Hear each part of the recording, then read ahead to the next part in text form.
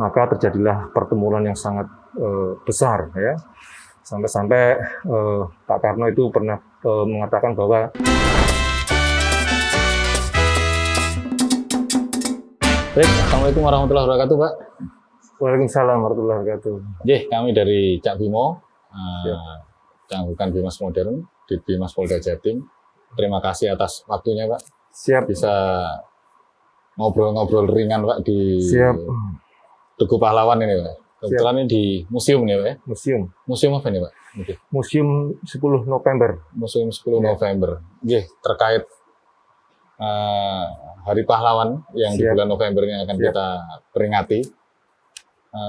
Sambil ngobrol-ngobrol, kita mau nanya, mungkin banyak masyarakat yang belum ngerti.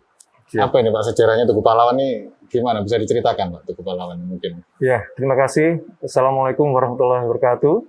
Salam Om Swastiastu, Namo Buddhaya, salam kebajikan, dan salam museum di hatiku. Terima kasih.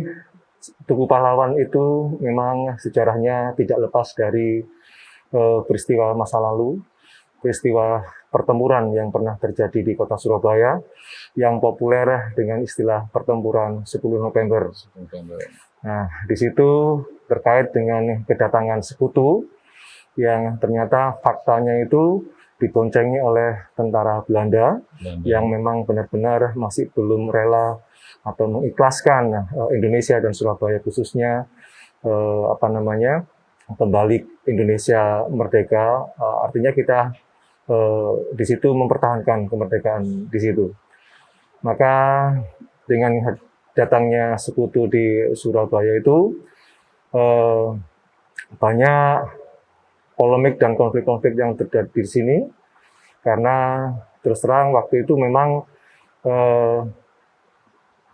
masyarakat Surabaya, pemuda arek-arek Surabaya seluruhnya itu menentang keras atas hadirnya sekutu yang ternyata memang diboncengi tentara Belanda waktu itu. Nah, ketidakrelaan, ketidakikhlasan bangsa Indonesia yang berusaha dicapik-capik kembali oleh penjajah, maka arek-arek Surabaya dan pemuda Indonesia umumnya menolak mentah-mentah atas tanda kutip agresi dari sekutu dan Belanda di sini. Nah, dengan penolakan itu berarti kita menentang apa yang menjadi keputusan dari sekutu waktu itu yang datang ke sini dipimpin oleh Inggris. Pertama kali datang ke sini itu dengan jumlah sekitar 5.000 sampai 6.000 pasukan. 6.000 pasukan. Ya. Nah, di situ kita itu sebenarnya sebelum berlanjut ya, mungkin saya sedikit bercerita bahwa pertempuran di Surabaya itu ternyata ada 2 fase. Ada 2 fase ya? Iya, 2 fase. Fase pertama yaitu yang terjadi yang terkenal dengan peristiwa pertempuran 3 hari itu. Tanggal 27 sampai 29 itu. Nah, lalu puncaknya di peristiwa pertempuran 10 November itu sendiri, yang berjalan hingga durasi kurang lebih 21 hari. 21 hari. Ya, singkat cerita bahwa penolakan dari seluruh masyarakat Surabaya dan Indonesia pada umumnya atas hadirnya atau invasi sekutu di Surabaya, yang sebenarnya sekutu datang ke sini itu memang tujuannya adalah untuk evakuasi para tawanan perang dulu, ya kan? Ada Jepang waktu itu kan, tentara Jepang. Tapi ternyata memang di belakangnya ada Belanda di situ. Nah, itu yang membuat pertempuran itu terjadi. Jadi singkat cerita, fase pertama sudah terjadi pertempuran, ya, di mana ada korban dari tentara Inggris waktu itu.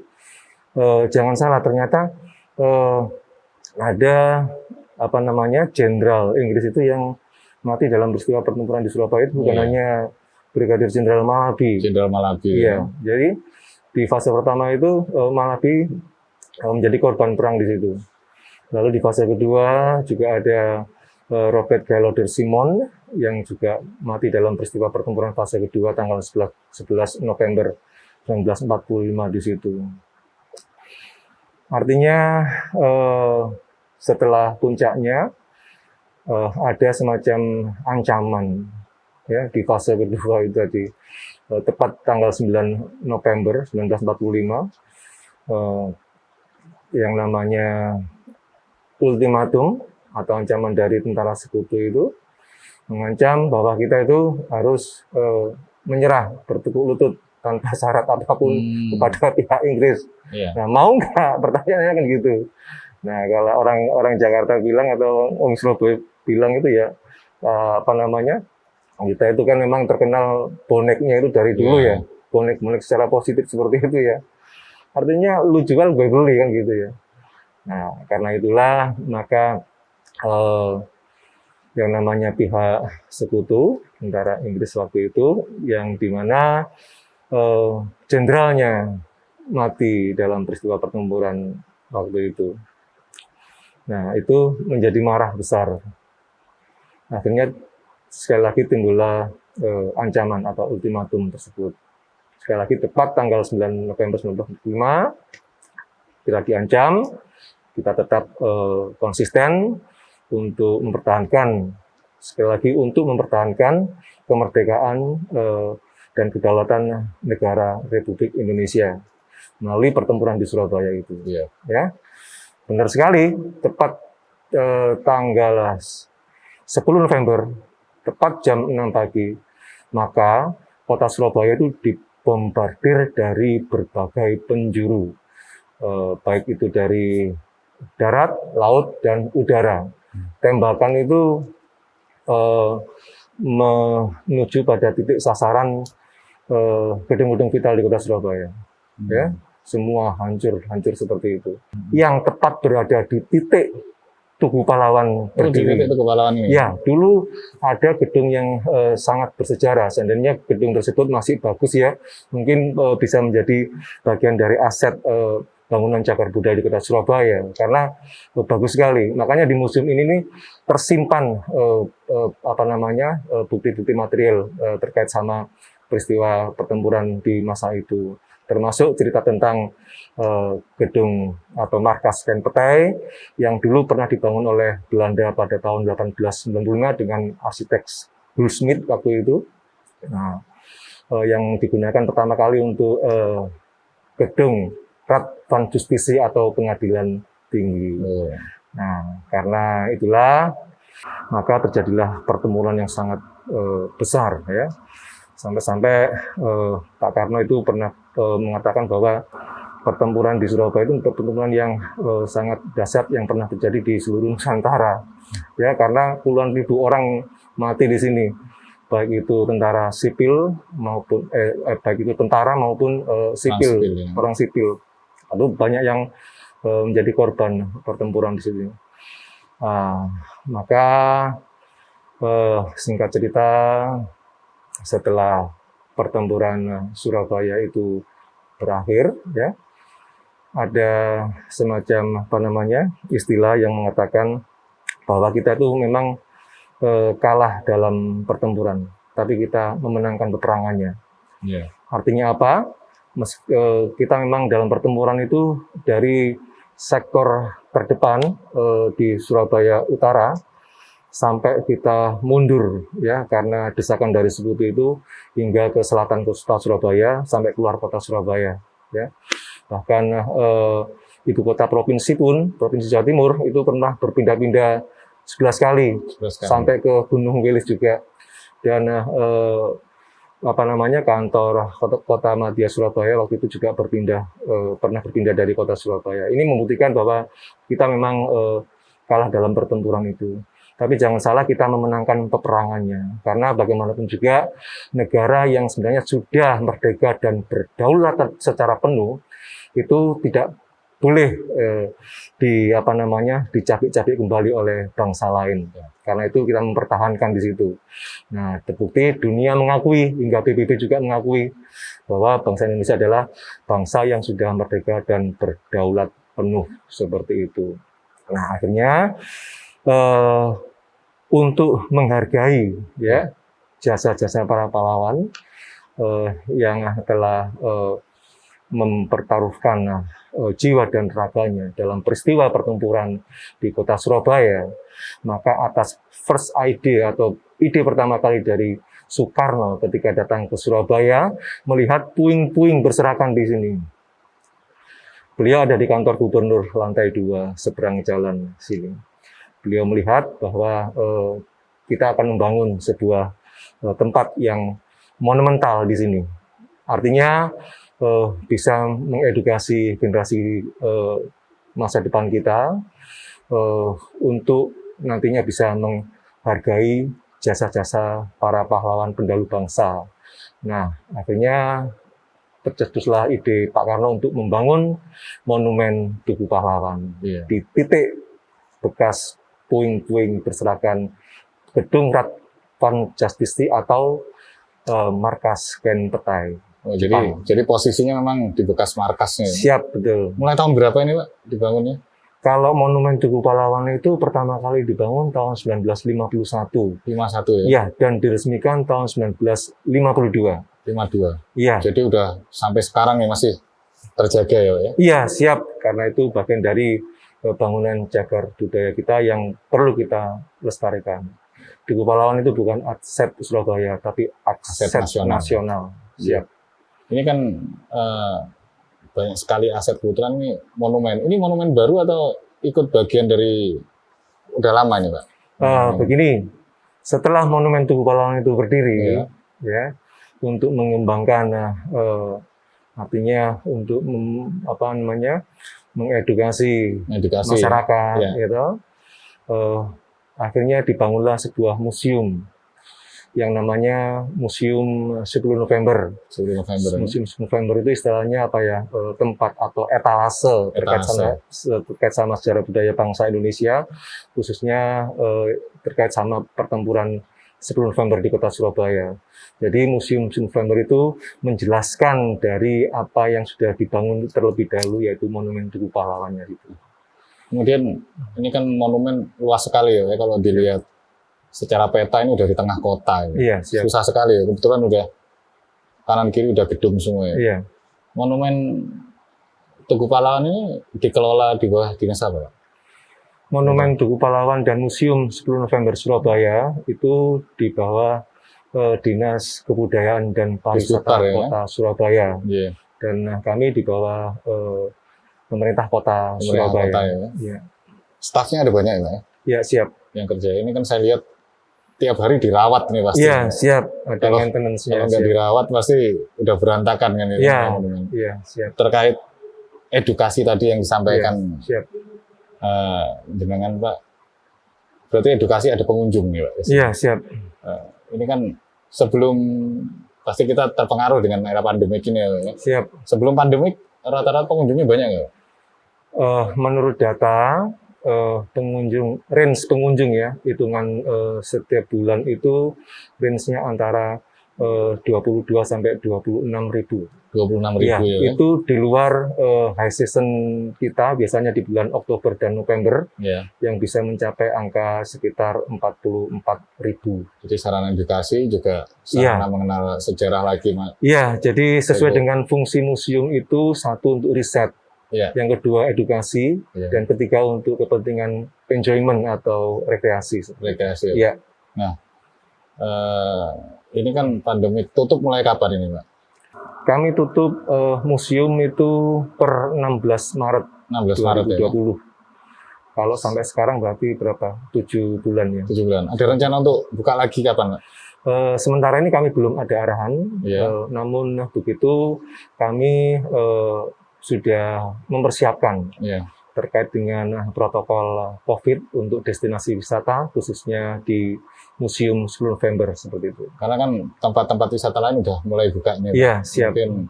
Mungkin bisa ada pengumuman untuk Tugu Pahlawan mulai buka lagi kan gitu. Iya, siap. Kami terkait sama kapan pasti bukanya, kami masih menunggu instruksi atau arahan dari pimpinan kami. Ya, mungkin nanti bisa diinfokan Pak kalau udah Ya mulai pasti, karena buka, itu bagian karena- dari tugas kami. Kami Ya. harus mensosialisasikan terkait sama program-program museum-museum di Kota Surabaya, khususnya di Museum Sumur Vember. Karena ini kan sentralnya, ikoniknya Surabaya ini kan Tugu Pahlawan. Iya, betul, Selain satu lagi Kebun Binatang Surabaya dengan lambang Siap. Surabayanya. Siap, kan. ya. Terus ada kegiatan lain Pak, ini kan menjelang 10 November. Biasanya kan di sini ada upacara, apakah ada kegiatan lain Pak? Untuk Biasanya upacara untuk reguler upacara tahunan itu provinsi mengadakan upacara. ya. Ya, jadi kami menyiapkan tempat di sini. Jadi penyelenggaranya biasanya dari pemerintah provinsi Jawa Timur. Untuk tahun ini ada Ada. juga? Ya, ada siap. Tapi mungkin dibatasi dengan protokol kesehatan ya. Nggak terlalu- Mestinya seperti itu. Ada Ya, SOP. Jadi SOP terkait sama protokol kesehatan COVID-19. Iya. Kemudian ini kan lihat struktur Tugu Pahlawan ini berarti ada dua ya Pak ya. Yang pertama Monumen Tugu Pahlawan. Monumen Tugu yang kedua Pahlawan. museum ya Pak. Museum, ya. Kalau monumen itu isinya apa Pak itu Pak? Monumen itu kan dibangun terkait dengan satu tujuannya memang untuk mengapresiasi Ya, terkait apresiasi. sama apa yang telah dilakukan oleh pendahulu bangsa dalam peristiwa pertempuran November. Makanya kenapa bentuk dari Monumen Tugu Pahlawan itu ada filosofi tersendiri.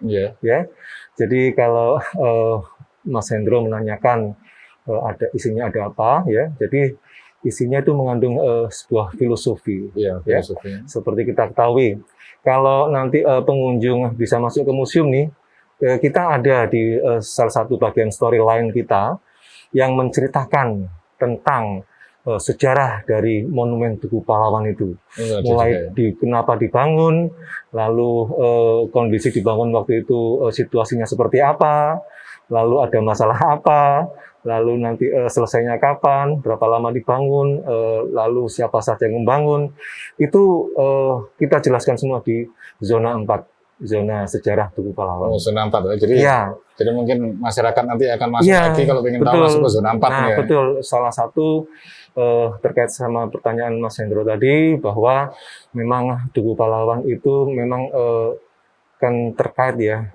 sama sejarah peristiwa pertempuran di Surabaya. Kenapa? Ya, jadi Pak Karno, Bung Karno, Presiden Soekarno memerintahkan untuk bangun Tugu Pahlawan yang ditindaklanjut sama wali kota kita Dul Arnowo waktu itu, membangun Tugu Pahlawan dengan filosofi bentuk konstruksi paku yang terbalik. Paku terbalik ya. Iya, paku yang terbalik. Paku yang terbalik. Ketajaman paku yang terbalik itu melambangkan ketajaman semangat para pemuda pejuang pada peristiwa pertempuran di Kota Surabaya. Jadi isi monumennya ini paku terbalik ya. Iya, Saya betul. juga belum ngerti nih. Pak. Siap, iya. Baru kali ini saya Iya, ngerti. betul. Apa sih kok modelnya Iya. kayak gimana kan kebanyakan ada tugu yang modelnya Betul. bunga. Betul, atau gimana. betul. Ini Betul. berarti modelnya dia paku ya. Iya, betul. Ada filosofi tersendiri dari situ Iya, ya. betul. Itu tentang monumen. Di museumnya ini Pak, ini ada berapa lantai ini Pak? Di museum terdiri dari 2 lantai. 2 lantai ya. Masuk di lantai dasar ini, lalu nanti berlanjut ke lantai 2. Lantai 2. Di mana di Museum Sumur Vember itu ada 4 zona 4 yang zona. kita kita sampaikan di situ.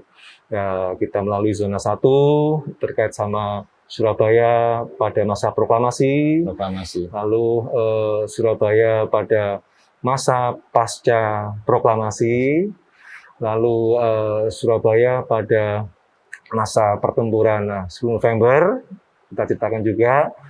Lalu juga terkait sama zona sejarah Tugu Pahlawan. Oh, gitu. zona 4 itu yang tadi Iya, disampaikan siap, ya. iya. Jadi ada 4 zona. Jadi Iya. mungkin masyarakat yang mau berkunjung Iya. nggak usah bingung lagi cari kemana. 1, Iya. 2, 3, 4 gitu ya. Dan di zona Tugu Pahlawan ini kita kebetulan sudah dilengkapi dengan teknologi hologram. Oh, ada hologram ya. Iya, Pak? jadi artinya di situ kita ingin memberikan kemudahan akses bagi pengunjung untuk mendapatkan informasi terkait sama konten cerita, konten story, konten koleksi yang ada di zona 4 tersebut. Jadi pengunjung bisa secara mandiri meskipun tanpa didampingi oleh guiding atau pemandu, mereka dengan gampangnya untuk mengakses informasi tentang story sejarah Tugu Pahlawan di situ. Jadi sudah ada hologram yang untuk secara tidak langsung mengadopsi teknologi juga teknologi, ya. Jadi masyarakat tidak usah khawatir lagi. Ya, konsep kekinian itu merupakan konsep yang memang kami terapkan ya, diterapkan oleh pemerintah. Ada tour guide-nya juga ya, Pak, di sini? Iya, kita siapkan semuanya. Ya, jadi masyarakat udah nggak bingung lagi. Iya, siap. Jadi semoga pandemi ini segera berakhir. Nanti mungkin berkenan Pak diinformasikan apabila sudah mulai buka lagi. Nah, gini, kami sangat meskipun pandemi belum berakhir, bukan berarti terputus kegiatan kami untuk mengkomunikasikan konten koleksi dan story tentang Tugu Pahlawan atau Museum November. Kami juga berkegiatan, meskipun itu secara daring, secara daring ya. Seperti kita bikin tour visual, visit tour museum, ada visit secara online, itu kami lakukan beberapa waktu yang lalu sudah kami lakukan, dan ini juga segera kita akan mulai dan akan kita sounding atau sosialisasikan kepada pengunjung, pada publik, ya. Lalu kami juga ini sedang menyelenggarakan lomba vlog juga. Lomba vlog. Ya, lomba vlog bagi masyarakat Surabaya ya. Untuk bisa ikutan secara daring juga. Jadi tidak ada tatap muka di situ. Artinya meskipun museum atau Tugu Pahlawan itu tutup, tapi kami terus berkreasi agar interaksi antara museum dengan publik itu tidak selalu terputus ya. Tidak ada putusnya seperti jadi ada lomba vlog, kemudian ada tour online tour daring ya. Iya, dan juga di pandemi ini kami juga berusaha produksi juga. Kami juga untuk pengembangan di museum outdoor di arena lapangan itu ada koleksi-koleksi patung kami yang sudah kami kembangkan. Ada ini story mural di situ ya, untuk melengkapi patung-patung di situ sesuai arahan pimpinan kami gitu. Mungkin ada websitenya Pak untuk informasi tentang Tugu Pahlawan Pak? Kami masih mengikuti website Dinas Kebudayaan dan Pariwisata. Dinas Kebudayaan dan Pariwisata ya, dan di situ ada informasinya ya. Iya, siap Bapak. Iya. Jadi istilahnya semoga masyarakat ini kan sudah mulai bosan di rumah nih Pak. Iya. Berapa bulan di rumah. Iya, betul. Pasti namanya kita makhluk sosial, pasti butuh interaksi gitu kan. Kalau hanya di rumah saja, lingkungannya semakin sempit. Ya, intinya kita harus tetap konsisten dengan SOP protokol kesehatan COVID-19. Tetap pakai masker, cuci tangan, social distancing. Tetap 3M dilaksanakan itu ya Pak? Iya, kalau itu konsisten kita laksanakan, insya Allah kita bisa bisa beraktivitas membuka destinasi-destinasi wisata di kota Surabaya. Salah satunya di Museum November. Tapi tetap kami menunggu arahan atau instruksi dari pimpinan kami, Mas Hendro. Mungkin terakhir Pak, ada pesan-pesan ke masyarakat terkait Hari Pahlawan ini Pak? Dengan semangat ini Pak. Baik, intinya kami mengajak masyarakat Surabaya dan Indonesia khususnya, marilah kita perkokoh persatuan dan kesatuan kita dalam konteks Negara Kesatuan Republik Indonesia. Dan Museum November itu atau Tugu Pahlawan mempunyai peran untuk mengedukasi publik. Maka kami mengajak seluruh masyarakat, mari kita bersama-sama mengapresiasi apa yang telah dilakukan oleh para pendahulu bangsa dalam rangka merebut dan mempertahankan kemerdekaan Republik Indonesia, ya, dengan cara minimal